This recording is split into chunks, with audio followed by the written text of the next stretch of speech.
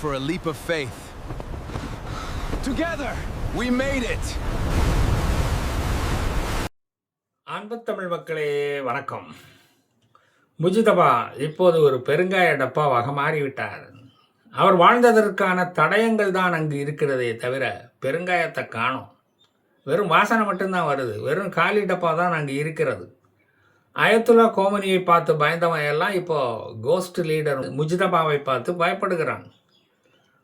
Ayatollah கோமனி இறுதிச் சடங்குக்கு அவரின் கட்டவுட்டைத்தான் இவனுங்க தூக்கிட்டு வந்தானுங்க. அவரது ரசிகர்கள் அதை எடுத்துக்கொண்டு வந்தார்கள். முஜிதபா வராதது பலருக்கும் ஏமாற்றமாகவும் வருத்தமாகவும் இருந்தது. கோழி இறைச்சி துண்டுகளை காஃபின் பாக்ஸுக்குள்ளே போட்டுக்கிட்டு அடி கோமினி பாடி வருது ஓரம்போ என்று பாடும் அல்லக்கைகளுக்கு மட்டும் தெரிஞ்ச ரகசியம் முஜிதபாவுக்கும் தெரிந்து போயிருக்கும் போல. அதான் அவர் வராமலே இருந்து விட்டார் போல தெரியுது. வந்தால் நம்மளையும் சிக்கன் 65 ஆக்கிடுவான் என்ற பயத்தில் அவர் வரவில்லை. அவரிடமிருந்து கையெழுத்து போட்ட அறிக்கைகளோ வாய்ஸ் மெசேஜ்களோ இதுவரை வெளியே வரவில்லையே. வாயே திறக்காம ஆட்சி நடத்துகிறார் அவர். விஜய் ஆட்சி பரவாயில்ல போல இருக்க. பத்திரிகையாளர்களுக்கு பாஸ் கொடுக்காமல் மேடை ஏறி அப்பப்போ ஏதாவது பேசவாவது செய்கிறார. அந்த மாதிரி கூட முஜிதபா எதுவுமே செய்ய மாட்டேங்கிறார். அதுதானே நம்ம வருத்தமாக இருக்குது. ஹாலோகிராஃபிக் கேமரா மூலமாக படம் பிடித்து அதை மேடையில் டெலிகாஸ்ட் செய்து ஒரு ஸ்பீச் கொடுத்துருக்கலாமே. அந்த அளவுக்கு ஈரான் முன்னேறவில்லையோ என்னமோ. எங்களை போன்ற யூடியூபர்களின் வாயை அடைப்பது அப்புறம் எப்படி? தென்னை மரத்தில் தேல் கொட்டுனா பனை மரத்தில் நெறி கட்டும் என்பது போல தெற்கு லெபனானில் 10 கிலோமீட்டர் தூரத்துக்கு தோண்டி வைத்திருந்த ரகசிய காங்கிரீட் டனலை இஸ்ரேல் இராணுவம் கண்டுபிடித்து வெடி வைத்து தகர்த்து விட்டது. ஐஆர்ஜிசி தலைமைச் செயலகத்தில் எல்லோரும் தலையில் கையை வச்சுக்கிட்டு ஒப்பாரி வைக்க ஆரம்பிச்சிட்டானுங்க. கோமினி இறந்ததுக்கு தான் அழுகிறார்கள் என்பது போல மற்றவர்கள் நினைத்தார்கள். ஈரானுடைய மற்றொரு ஸ்ட்ராங் ஹோல்டு என்று சொல்லப்பட்ட இந்த லெபனான் டன்னல்கள் கட்டுவதற்கு கோடியாக பணத்தை கொட்டி தீர்த்திருந்தார் அந்த கோமினி. அந்த ரகசிய டனலை கட்டினார்கள் அதற்காக. அது இப்படியா இஸ்ரேலியன் கையில் போய் மாட்டணும்? ட்ரம்ப் வேற 1000 ஏவுகணைகளை ஈரானின் மேலே விடுவதற்கு தயார் நிலையில் வச்சிருக்கோம் என்று பயமுறுத்துகிறார். இந்த வேளையில் லெபனானுக்கு வந்து ஹிஸ்புல்லைகளை எங்களால் காப்பாற்ற முடியுமா? சந்தோஷமாக சாவுங்கடா என்று மட்டும்தான் சொல்ல முடியும். லெபனானை விட்டு இஸ்ரேல் பின் வாங்கிவிடும் என்று ட்ரம்ப் தான் நம்புவதாக நேத்தன்யாகு கூறியிருக்கிறார் என்று ஈரான் நம்புகிறது. அதற்கு பதிலடியாக இஸ்ரேல் கட்ஸ் என்ற இராணுவ மந்திரி, நாங்கள் லெபனானுக்குள் போவதற்கும் வெளியேறுவதற்கும் அங்கு நிரந்தரமாக தங்கி பொங்கி சாப்பிடுவதற்கும் படுத்து உறங்குவதற்கும் யாருடைய பெர்மிஷனும் எங்களுக்கு தேவையில்லை. நாங்கள் லெபனான்லேயே கூட பெர்மனண்ட்டாக தங்கியிருப்போம் என்று தெனாவட்டாக பதில் சொல்லியிருக்காரு. அதே மாதிரி ஹிஸ்புல்லா முழுவதும் லெபனானை விட்டு வெளியேறி விடுவாங்க அப்படின்னு சொல்ல வேண்டியதாலையா? இஸ்ரேலின் கலீலி பிரதேச மக்களை பாதுகாப்பது எங்களது கடமை. எதிரிகளை கண்ணியமில்லாமல் வெளியேற்றுவோம், கட்டுப்பாடு இல்லாத அவர்களை குண்டுக்கட்டாக தூக்கி வீசுவோம் என்பதுதான் அதற்கு அர்த்தம். இது எவனுக்கும் புரியக்கூடாது என்பதனால் அதை ஹீப்ரு மொழியில் அவர் கூறியிருக்கிறார். நமக்கு ஹீப்ரு மொழி நன்றாக தெரியும், அதனால் அதை தெளிவாக புரிந்து கொண்டோம் என்று நான் சொன்னால் நீங்கள் நம்பவா போகிறீங்க? பிப்ரவரி 28 அன்று கர்ஜிக்கும் சிங்கத்தை அவுத்து விட்ட பிறகு குகைக்குள் போய் மறைந்தவர்கள் இதுவரை வெளியே வரவே இல்லை. என்னடா இது, நம்மக்கிட்டையே கள்ளம் போலீஸ் விளையாடிக்கிட்டு இருக்கானே என்று அக்டோபர் 7 டெரரிஸ்டுகளை தேடிப்பிடித்து அழிக்க வேண்டியதாக இருக்கிறது இந்த மொசாத்துக்கு. ஹிஸ்புல்லா தலைவனை அழித்த பிறகு நான் தான் அடுத்த தலைவன் என்று கம்பீரமாக நெஞ்சை நிமிர்த்தி முடிசூட்ட எவனும் வெளியே வரமாட்டேங்கிறான். அதற்கான தைரியம் யாருக்கும் இல்லை. சொன்னாதான் சொன்ன வாய் வெத்தலை பாக்கு போட்டுக்கும், மூக்கில் பஞ்சு வச்சுக்கும், நாடக்கட்டு போட்டுடுமே.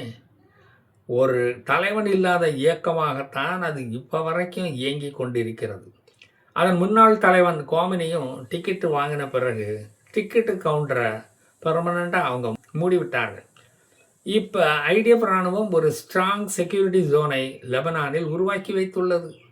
அந்த செக்யூரிட்டி ஜோனை தாண்டி எவனும் வரப்படாது. நானும் வருவேன், நான் மட்டும்தான் அங்கே வருவேன் என்பது எழுதப்படாத விதியாக அங்கு மாறிவிட்டது இஸ்ரேலுக்கு. 2½ வருஷமாக தலைவனை அறிவிக்காத இயக்கமாக ஹிஸ்புல்லா அங்கு இருக்கிறது. அறிவிச்சா தான் அவனுக்கு தலை இருக்காதே. இஸ்ரேலை அழிக்க கோமனியால் அனுப்பப்பட்ட ஹசன் நசருல்லா உடல் நிலத்தில் இருந்து வழித்தெடுக்கப்பட்டதும் தலைவன் இல்லாமல் டெபுட்டி சிஎம்மா வேணா நான் இருந்துக்கிறேன் என்று சொன்னவனையும் அடித்து விரட்டிட்டானுங்களே இவனுங்க. அங்கிருந்து கொண்டு மவுண்ட் ஹெர்மான் பகுதியில் இருந்து மெடிட்டரேனியன் கடல் பகுதியில் உள்ள பியூஃபோர்ட் ரிட்ஜ் வரைக்கும் மக்கள் சேஃபாக வாழும் ஒரு பகுதியாக இஸ்ரேல் அறிவித்து விட்டது. அங்குள்ள டெரரிஸ்ட் இன்ஃப்ராஸ்ட்ரக்சர் முழுவதுமாக அழிக்கப்பட்டு விட்டன. நிலத்துக்கு மேலும் நிலத்துக்கு கீழும் இப்போது எந்த அச்சுறுத்தல்களும் இல்லை எங்கு. அப்புறம் என்ன, இஸ்ரேலோட இணைக்க வேண்டியதானே, அதுதான் பாக்கி.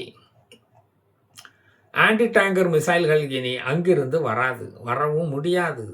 இஸ்ரேலின் கிராஸ் பார்டர் ரைடு அடிக்கடி நடப்பதால் எந்த ஹிஸ்புல்லாவும் பெட்டிக்கடையில் போய் பீடி சிகரெட்டு கூட வாங்க முடியாத ஒரு அவல நிலை வந்துவிட்டது. என்ன அநியாயம் பண்ணுறாயா இந்த இஸ்ரேல். லெபனான் நாட்டின் செக்யூரிட்டி ஜோனாக நாங்கள் அதை அறிவித்து விட்டோம். லெபனான் நாட்டிலிருந்து ஹிஸ்புல்லா தெரித்து ஓடி வெளியேறும் வரை நாங்கள் அங்குதான் இருப்போம். காசாவிலிருந்து அதனுடைய பழைய நண்பன் ஹமாஸை இனி அவர்கள் எந்த விதத்திலும் தொடர்பு கொள்ளவும் முடியாது. சிரிய ஜனாதிபதி அகமது அல்சாராவை பக்கத்தில் வைத்துக்கொண்டு ட்ரம்ப் அங்காராவில் துருக்கியில் அலங்காரம் இல்லாமல் ஒரு பத்திரிகையாளர் பேட்டி அளித்த போது லெபனானை விட்டு இஸ்ரேல் வெளியேற விரும்புகிறது, கூடி சீக்கிரம் அது நடக்கும் என்று கூறியதும் இன்னொரு இஸ்ரேலிய பட்டாலியன் லெபனானுக்குள் நுழைந்தது. ஏண்டா இப்போ இங்கே உள்ள வர்றேன்னு கேட்டால், ஏற்கனவே அங்கே டோரா போட்டு இருக்கும் இஸ்ரேலிய வீரர்களுக்கு கூட்டாஞ்சோறு எடுத்துக்கிட்டு வந்திருக்கேன் அப்படின்னு சொல்கிறானுங்க. இதுவரை அக்டோபர் 7 ஹமாஸ் வீரர்கள் போர் நிறுத்தத்திற்கு பிறகு 2561 பேர் கொல்லப்பட்டுள்ளனர். அங்கு விடுதலை புலிகளும் இல்லை, இப்போது விடுதலை சிறுத்தைகளும் இல்லை. அக்டோபர் 7 அன்று இஸ்ரேலுக்குள் ஊடுருவி அட்டாக்கில் ஈடுபட்டவர்கள் இன்னும் ஒரு 50 பேர் தான் மறைந்து அங்குங்கு வாழ்கிறார்கள். அவர்களை ஷின்பத்து தேடிக்கொண்டிருக்கிறது. அப்பாவி இஸ்ரேலிய பிணைய கைதிகளை வீட்டிலிருந்து கடத்தி கொண்டு போய் செல்லப்பட்ட போது ஜீப்புக்கு பின்னால் ஓடிய அல்லாஹு அக்பர், அல்லாஹு அவுரங்கசீப் என்று கத்தி கொண்டு ஓடின எல்லா பாலஸ்தீனர்களும் இப்போது அங்கு உயிருடன் இல்லை. கான் யூனிஸ் பகுதியில் வேலியை உடைச்சிக்கிட்டு பைக்கு, ஜீப்பு, புல்டோசர் ஓட்டின டிரைவர்களும் இப்போது உயிருடன் இல்லை என்பதை அறியும் போது அவர்களுக்கு வீரவணக்கம் சொல்ல தோன்றுகிறது. வடமேற்கு பகுதியான நெகேவ் டெசர்ட் வழியாக காசாவுக்குள் நுழைந்த இஸ்ரேலிய படைகளின் கட்டுப்பாட்டில் பாலஸ்தீனர்கள் நிம்மதியாக உண்டக்கட்டி வாங்கி தின்னுக்கிட்டு இருக்கிறானுங்க. இப்போ சத்தமே போட மாட்டேங்கிறான். ஒளிந்து வாழும் ஹமாஸ் சூரர்களை ஷின்பற்று உளவு அமைப்பு தேடிக்கொண்டிருக்கிறார்கள். அவர்களின் மறைவிடத்தை இஸ்ரேல் இராணுவத்திடம் போட்டு கொடுத்து கொண்டுதான் இருக்கிறார்கள். 2ஆம் உலக மகா யுத்தத்திற்கு பிறகு உருவாக்கப்பட்ட இஸ்ரேல் இராணுவத்தின் ஒரு பகுதிக்கு நிலி என்று ஒரு பைபிள் பெயர் வைக்கப்பட்டுள்ளது. அந்த நிலிப்படைக்கு நீலி மாதிரி எதிரிகளை ஆக்ரோஷமாக அழிக்கும் அதிகாரம் அதற்கு வழங்கப்பட்டிருக்கிறது. அது ஒரு இரகசிய படையாகும். நீலி கண்ணீர் அது வடிக்காது, எதிரியையும் நீலி கண்ணீர் வடிக்க விடாது. உயிர் இருந்தால் தானே அவனுக்கு கண்ணீர் வரும். அந்த படைக்கு மசாக்கர் பண்ணினவர்களை கொன்று குவிக்கும் ஒரே ஒரு டாஸ்க் மட்டும்தான் வழங்கப்பட்டுள்ளது. அதை அவர்கள் கச்சிதமாக செய்து வருகிறார்கள். ஹமாஸின் அக்டோபர் 7ஆம் தேதி நக்பா தலைவன் யாஹ்யா ஹம்தான் ஜாலியாக ரோட்டில் வாக்கிங் போகும்போது வானிலிருந்து வந்து விழுந்த ஒரு கொட்டாங்கச்சி அவனது தலையில் பட்டு அநியாயமாக அவனது உயிர் பிரிந்தது. அந்த அக்டோபர் ஹீரோவும் இஸ்ரேல் ஏர் ஸ்ட்ரைக்கில் கொல்லப்பட்டான். இவன் பிணைய கைதிகள் டனலில் சாகாமல் இருக்க அவர்களுக்கு சோறு வங்கி போட்டவனாம். அவனுக்கு திவசப்படையல் அங்கு படைக்கப்பட்டது. இந்த இஸ்ரேல் செய்த சில மனிதாபிமான உதவிகள் அதற்கே எவனாக வந்து வாய்த்து விட்டது. 1989 2 இராணுவ வீரர்களையும் 4 பாலஸ்தீனர்களையும் படுகொலை செய்த யாஹ்யா சின்வர் சிறையில் இருந்தபோது அவருக்கு மூளையில் ஒரு கட்டி வந்தது. பின்ன அவன் மூளையில் கட்டி வராமல் குரோட்டன்ஸ் செடியாக வளரும். அந்த கட்டியை இஸ்ரேலிய டாக்டர்கள் தான் அறுவை சிகிச்சை செய்து அவனது உயிரை காப்பாற்றினார்கள். 2011 கிலாட் ஷாலிட் என்ற இஸ்ரேலிய இராணுவ வீரரை விடுவிப்பதற்காக 1027 பாலஸ்தீன கைதிகளுடன் இந்த யாஹ்யா சின்வரும் விடுதலை செய்யப்பட்டார். பிறகு என்ன ஆனது அது உங்களுக்கே தெரியும். அதே யாஹ்யா சின்வர் தான் இஸ்ரேலியர்கள் படுகொலைக்கு மூளையாக செயல்பட்டான். அதே மாதிரி இஸ்மாயில் ஹனியா கத்தாரில் 5 ஸ்டார் வாழ்க்கை நடத்தி கொண்டு இருந்தார். இஸ்ரேல் மேல் ஏவுகணைகளை விட்டு கொண்டிருந்தான். அப்போது அவரது மாமியார், இஸ்மாயில் ஹனியாவின் மாமியார் மகளும் மற்றும் பேத்தியும் நோய்வாய்ப்பட்ட போது டெல் அவீவ் மருத்துவமனையில் வைத்தியம் பார்த்து இஸ்ரேலிய டாக்டர்கள் தான் அவர்களை காப்பாற்றினார்கள். அதற்கு நன்றியாக டெல் அவீவ் நகரத்துக்கு ஏவுகணை தாக்குதலை நடத்தினார்கள் அவர்கள். ஹமாஸ் தலைவன் மௌசா அபு மார்சூகே இஸ்ரேலிய டாக்டரிடம் வைத்தியம் பார்த்து தான் உயிர் பிழைத்தான். துருக்கி அதிபர் தையிப் எர்டோகனுக்கு இக்கட்டான உடல்நிலை ஏற்பட்டு உடல்நிலை மோசமான போது, உயிருக்கு ஆபத்தான போது துருக்கி டாக்டர்கள் கையை விரித்தார்கள். அவர்களால் ஒன்றும் செய்ய முடியவில்லை, அவரை காப்பாற்ற முடியவில்லை. உடனே இஸ்ரேலிய டாக்டர்களுக்கு போனை போட்டு அங்காராவுக்கு அவர்களை தனி விமானத்தில் வரவழைத்தார்கள்.